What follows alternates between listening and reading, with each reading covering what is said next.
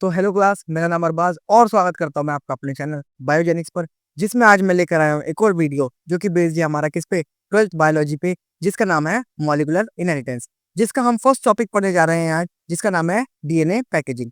DNA packaging generally बहुत important part है किसका, ट्वेल्थ क्लास की बायोलॉजी का, जिसके अंदर से काफी क्वेश्चन आते हैं और मॉलिक्यूलर इनहेरिटेंस से अपने आप में ही बहुत बड़ा वेटेज है किसमें, एग्जाम्स में। बिना किसी देरी के वीडियो को आगे रन करते हैं और देखते हैं बिना किसी देरी के। चलिए सबसे पहले बात करते हैं हम किसके बारे में पढ़ रहे हैं, डीएनए पैकेजिंग, जो कि आज हमारा मेन टॉपिक है, जो कि जेनेटिक्स का बहुत इंपॉर्टेंट पार्ट है। जेनेटिक्स के अंदर हमने कई सारे एग्जांपल्स पढ़े थे, जैसे कि डीएनए, आरएनए, ये सब, और बेसिक क्लास से आप पढ़ते आ रहे हो, ठीक है। तो जनरली और जनरली बात करें डीएनए की, जिसकी लेंथ कितनी होती है, 2.2 मीटर्स। आखिर इतनी बड़ी लेंथ को, डीएनए को, हम कैसे अपने एक न्यूक्लियस के अंदर और उसके अंदर प्रेजेंट क्रोमोसोम के अंदर फिट कर सकते हैं, यानी कि उसके अंदर कंडेंसली पैक करते हैं। इसी को पढ़ेंगे हम बिना किसी देरी के। चलिए, तो डीएनए की बात करें, डीएनए आपको पता है कैसा होता है, हेलिकली होता है। कैसा होता है डीएनए हमारा, हेलिकल होता है, जो कि कैसा होता है, नेगेटिवली चार्ज होता है। और नेगेटिवली चार्ज होने का रीजन क्या है, सबसे main reason due to phosphate ion. क्या होता है इसके अंदर, फॉस्फेट ग्रुप होता है, जो कि OH नेगेटिव क्या प्रोवाइड करता है, इसके नेगेटिविटी प्रोवाइड करता है। दूसरी बात करें, एक और मटेरियल हेल्प करता है जो कि डीएनए पैकेजिंग में करता है, जिसका नाम क्या है, हिस्टोन ऑक्टामर्स। क्या नाम है जिसका, हिस्टोन ऑक्टामर्स, जो कि कितने होते हैं, टोटल 8 होते हैं। इसमें आपको 4 विजिबल है, 4 जो है बैक साइड होते हैं, क्योंकि 2D इमेज है और उसके अंदर आपको 3D के अंदर क्लियर विजिबल होते हैं, ठीक है। अब जो है बात करें किसकी, हिस्टोन ऑक्टामर्स की, जो कि प्रोटीन होते हैं। कैसे होते हैं, प्रोटीनिशियस नेचर के होते हैं, ओके। और ये कैसे होते हैं, पॉजिटिवली चार्ज होते हैं। कैसे होते हैं ये, पॉजिटिवली चार्ज होते हैं। जिसके रीजन क्या है, because they have a basic amino acids. क्या होते हैं इनके पास, basic amino acid such as arginine and lysine. ये दोज आर क्या कहते हैं, बेसिक अमीनो एसिड्स होते हैं, जो हेल्प करते हैं इसको क्या, पॉजिटिविटी प्रोवाइड कराने में। अब जनरली बात करें, जब दोनों को कंबाइनली करते हैं, दोनों को ऐड करते हैं, तो जिससे मेरा क्या बनता है, negatively charge molecule and positively charge molecule, जिससे मेरा क्या बनता है, डीएनए की पैकेजिंग होती है। क्या होती है, डीएनए की पैकेजिंग होती है। क्या बात समझ आई आपको। डीएनए की पैकेजिंग भी 2 फेज में होती है।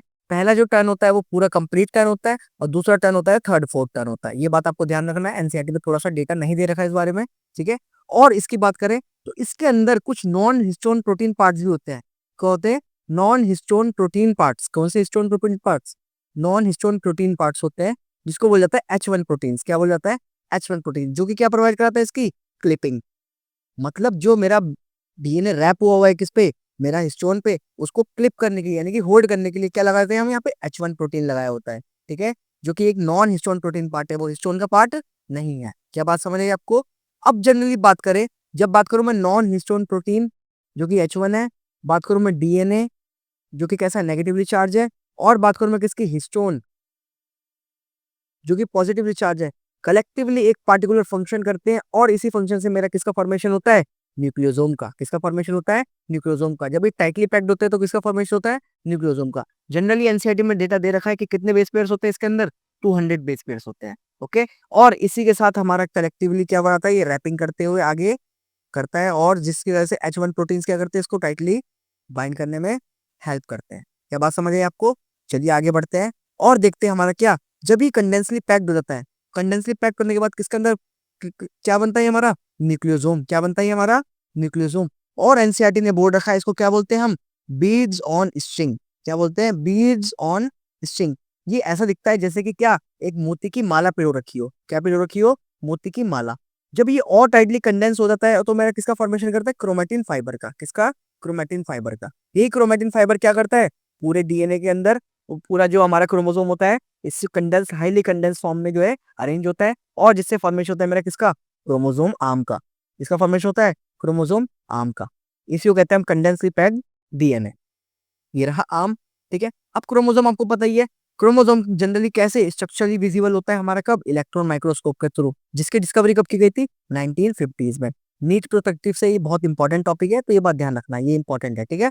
अब बात करें किसकी, जब डीएनए हमने बना लिया, डीएनए की हमने पैकेजिंग देखी, तो डीएनए का कितना परसेंट पार्ट, यानी कि 2.2 में से, मीटर में से कितना परसेंट पार्ट एक्टिव होता है। Generally 2% part of DNA is active for transcription. अब ट्रांसक्रिप्शन क्या होती है, जब भी डीएनए से क्या फॉर्म होता है, आरएनए फॉर्म होता है, डीएनए से आरएनए फॉर्म होता है, उसी प्रोसेस को कहते हैं हम क्या, ट्रांसक्रिप्शन। और जब आरएनए से प्रोटीन, तो उसको कहते हैं हम ट्रांसलेशन, जो आने वाली वीडियोस के अंदर हम कवर करेंगे, ठीक है। अब बात करूं मैं किसके बेसिस पे, हमारे क्रोमेटिन के बेसिस पे। तो there are 2 types of chromatin. कितने टाइप्स की क्रोमेटिन होते हैं, two types of chromatin, euchromatin and heterochromatin.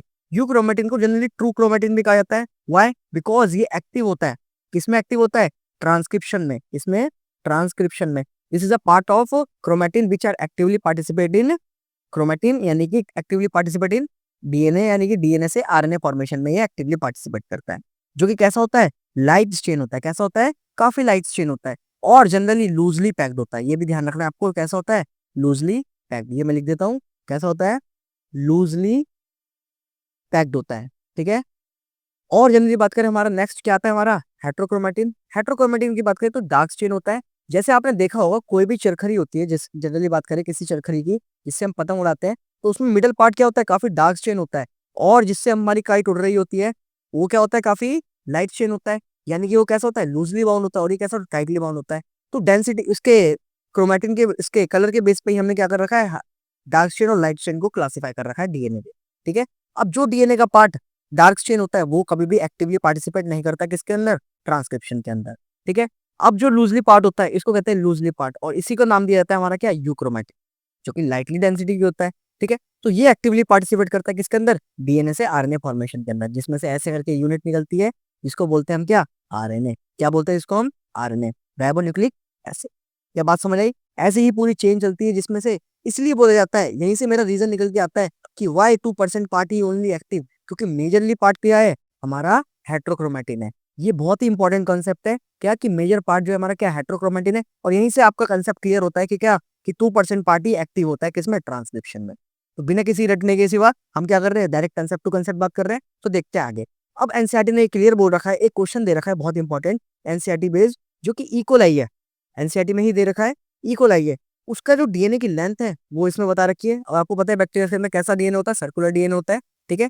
1.36 millimetre, कितना बता रखी है? 1.36 मिलीमीटर। ठीक है। अब इसमें पूछा है फाइंड नंबर ऑफ, क्या बताया रखा है इसमें? Number of base pairs. क्या पूछा है इसमें? नंबर ऑफ बेस पेयर्स पूछा है जनरली। तो बेस पेयर्स के बारे के लिए मैं आपको एक फॉर्मूला बता रहा हूँ। किसी भी डीएनए की लेंथ के बेस पे एक फॉर्मूला बनता है हमारा, क्या? जो मैं लेके आया हूँ के लिए, डीएनए की length is equal to number of base pairs into में 0.34 इंटू 10⁻⁹। अब ये वैल्यू क्या है सर? किसी भी डीएनए के बीच में दो स्ट्रैंड्स, यानी कि दो हाइड्रोजन बॉन्ड्स के बीच में क्या होता है? एक बेस पेयर डिफरेंस होता है। क्या होता है? बेस पेयर डिस्टेंस होता है। वही डिस्टेंस कितना होता है? 0.34 इंटू 10⁻⁹ होता है। ठीक है। ये मेजरली हर किसी में यही होता है। तो अगर देखा जाए नंबर ऑफ बॉन्ड निकालने, इसको इससे डिवाइड कर देंगे, लेंथ दे रखी है एंड हमें डिस्टेंस पता है, तो दोनों को डिवाइड करने के बाद मेरा कितना आंसर आता है? 4 इंटू 4.0 इंटू 10⁻⁶, जो कि क्या बता रहा है? Number of base pairs in E coli. ये बहुत इंपॉर्टेंट टॉपिक है और एनसीईआरटी में से एक, अब हमेशा नीट में जो है ये स्किप हो रहा है, लेकिन आने वाले एफआईक्यू के अंदर ये पूछ सकते हैं। एफआईक्यू मतलब आप जानते होंगे, फ्यूचर ईयर क्वेश्चंस। तो बिना किसी देरी के आज हमने बहुत ही कम समय के अंदर डीएनए पैकेजिंग कवर करी है, जिसके अंदर एनसीईआरटी की एक एक लाइन को हमने क्या करा है? स्क्रूटिनाइज करा है और कवर करा है। बिना किसी देरी के आप वीडियो को लाइक, सब्सक्राइब, शेयर कर देना। और अगर आपने बेल आइकन ना क्लिक कर रखा हो तो बेल आइकन को जरूर क्लिक कर देना। Thank you so much for your video watching.